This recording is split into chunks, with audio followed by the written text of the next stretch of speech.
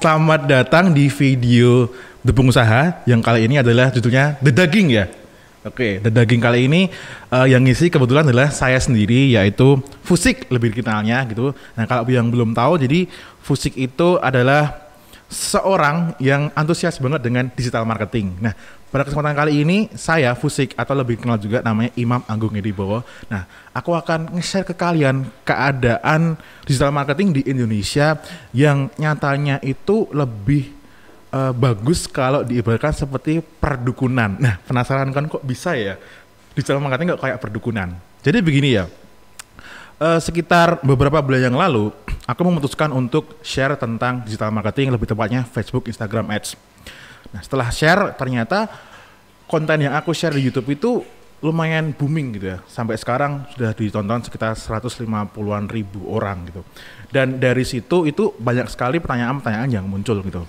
Tetapi yang menjadi kekhawatiran adalah ada juga mereka yang udah ngiklan dan levelnya itu bukan seorang advertiser yang solo. Maksudnya solo tuh cuman ada di kamar gitu. Tapi dia itu ngiklannya itu di level perusahaan, jadi dia kerja sama perusahaan gitu. Dia DM kan di Instagram gitu, Mas saya itu ngiklan di suatu perusahaan dan saya ini bingung Mas, objektif apa yang mau dipilih. Itu ngenes banget ya. Jadi bayangin kamu punya UMKM atau perusahaan gitu kan yang mau ngiklan dengan tujuan mau ningkatin profit gitu ya, tetapi orang yang kamu hire itu nggak tahu objektif apa aja, dia nggak tahu. Itu kan sangat mengenaskan sekali gitu ya. Nah itu kondisinya ya.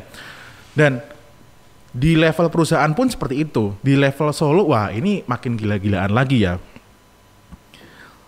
Nah gila-gilaannya gini, kenapa aku sampai bisa bikin term bahwa ini tuh kok iklannya kayak dukun gitu. Karena selain tadi objektifnya nggak tahu, ketika ditanya, misal ada yang tanya, Mas iklan aku boncos gitu. Ketika ditanya, boncosnya karena apa?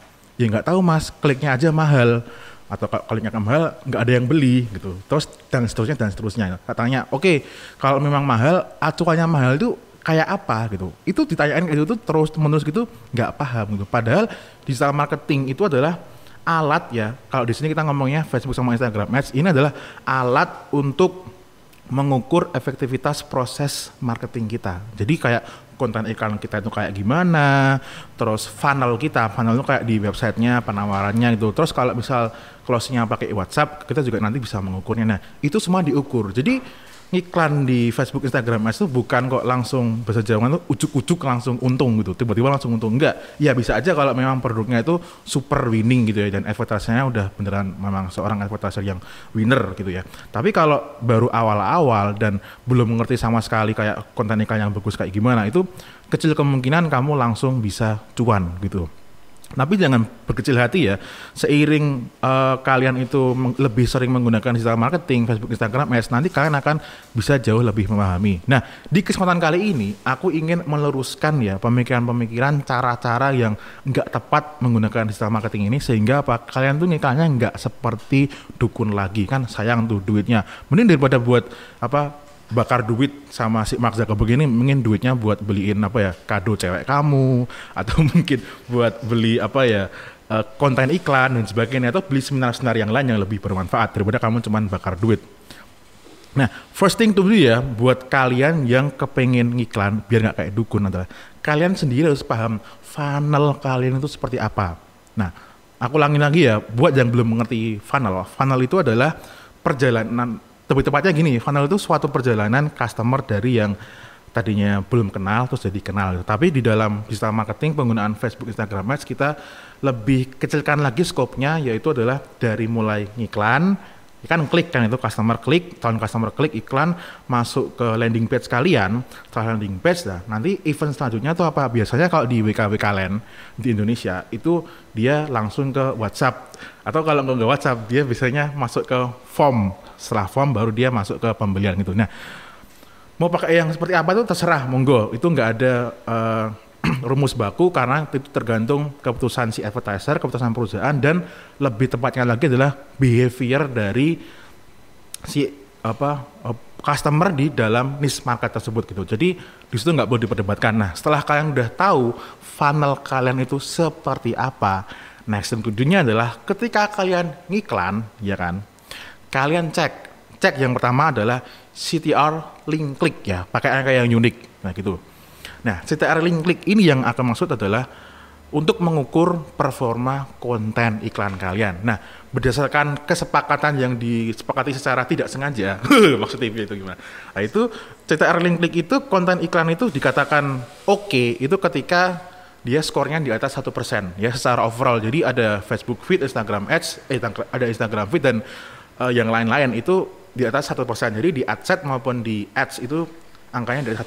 Nah, kalau udah di atas 1% itu bisa dikatakan konten kalian itu gak ada PR ya. Berarti kalau udah di atas segitu dan ternyata memang bagus ya berarti gak ada PR. Tetapi ada juga kemungkinan ketika CTR link click kalian itu tinggi tetapi kok nggak ada penjualan. Nah, bisa jadi konten iklan kalian tuh bagus tapi bagus secara clickbait. Nah, ini menjadi PR gitu. Jadi jangan sok ngibulin calon customer ya. Jadi buatlah memang konten iklan yang menarik, tetapi itu jujur ngomong apa adanya. Nah, setelah CTR link click udah beres, ya kan, berarti kan setelah itu masuk ke landing page kalian. Nah, landing page itu bisa halaman produk, bisa halaman penawaran yang panjang banget, yang modelnya kayak mastah kalau nawarin e-course-nya itu bisa. Jadi mau seperti apa landing page-nya, monggo itu sesuaikan. Nah, dari landing page ini ke event selanjutnya, kalian wajib menghitung conversion rate.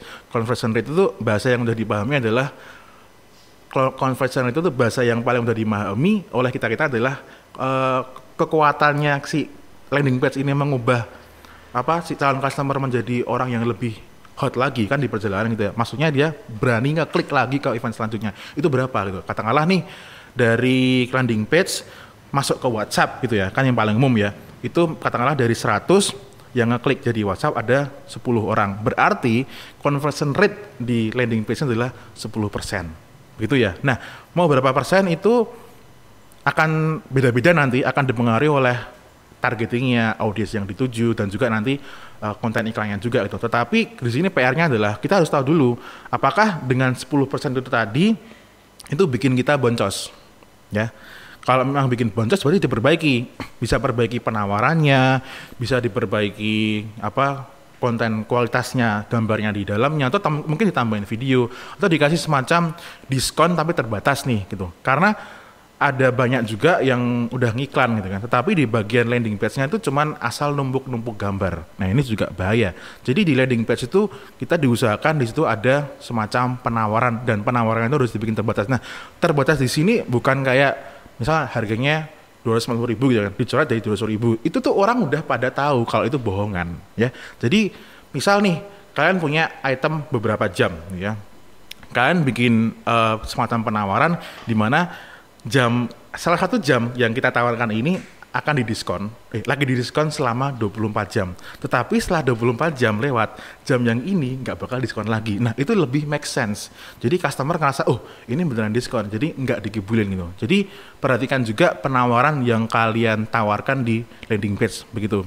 Terus yang menjadi variabel penentu juga bagaimana sih landing page ini seberapa convert, itu adalah produk kalian. Ya jadi ini agak gimana ya, agak mengenaskan gitu karena memang ada juga produk-produk yang udah kita itu bersusah payah bikin konten iklan, bikin penawaran tapi nggak laku di pasaran. Nah ini juga harap diperhatikan kalau memang kenyataannya seperti itu ya udah berarti saatnya ganti produk gitu. Tapi ya sebelum itu kalian teslah banyak targeting ya, banyak konten iklan karena semakin banyak variabel yang dites hasilnya juga akan berbeda-beda. Nah setelah itu nih, ini kan kasusnya di WKW kalian ya, di WKW kalian itu kan kita kan conversionnya terjadi di WhatsApp. Berarti kita cek, apakah si Mbak Admin ini, biasanya kan kalau admin Mbak-Mbak gitu ya, itu mempunyai conversion rate yang cukup bagus gitu. Katakanlah nih, dari tadi 10 gitu kan, dari 10 ternyata yang closing cuma 3, tetapi dengan 3 itu ternyata malah bikin kamu boncos. Nah itu boleh nih, gitu kan, Mbak sini Mbak, gitu kan. Ya. Ini kok conversion rate-nya hari ini gimana Mbak? Nah, jadi jangan dimarahin lah, karena kan siapa yang hire Mbak itu? Ya kita sendiri. Jadi kita konsultasi, apa sih kendalanya? Karena bisa aja si CS itu kendalanya adalah lead-nya. Mungkin lead-nya nggak terlalu bagus gitu, jadi mungkin ketika dicat sama Mbaknya itu, dia mental, karena banyak kejadian yang seperti itu. Tapi kalau lead-nya kualitasnya udah bagus, terus cost per lead-nya itu juga udah disesuai dengan KPI kita, Tapi kalau CS-nya masih nggak convert, berarti ada permasalahan di mbaknya. Bisa aja ada loh modal CS yang dia itu gini, "Oh, Mas, aku itu kalau memang mau apa customer yang mau beli ya udah beli aja. Kalau enggak ya nggak aku kejar." Nah itu susah. Jadi seorang apa TS itu memang dia punya job desk juga sebagai, selain dia ini kayak bahasa Jawa itu menimang-nimang gitu ya, kayak mengayam-ayomi gitu, dia juga punya job desk yaitu sebagai seorang salesman gitu ya. Jadi punya kekuatan untuk menggiring emosinya customer supaya bisa closing. Nah ini harap kalian perhatikan ya. Jadi tadi ya dari konten iklannya, landing page-nya sampai di CS-nya itu harap diperhatikan betul angka mana yang bikin kalian boncos. Nah, jadi itulah rumus ya yang simple banget tetapi jarang banget di-share oleh masa-masa. Bahkan orang yang udah masuk kelas itu udah dikasih tahu seperti itu juga nggak mau mengaplikasikan seperti itu karena masih berharap asal ngiklan aja produknya bisa langsung laku gitu. Padahal kenyataannya kita ini sedang mengukur. Nah, cara mengukurnya seperti apa? Cara mengukurnya itu seperti itu. Nah, itu ya tadi ya cara kita agar iklannya itu nggak seperti dukun.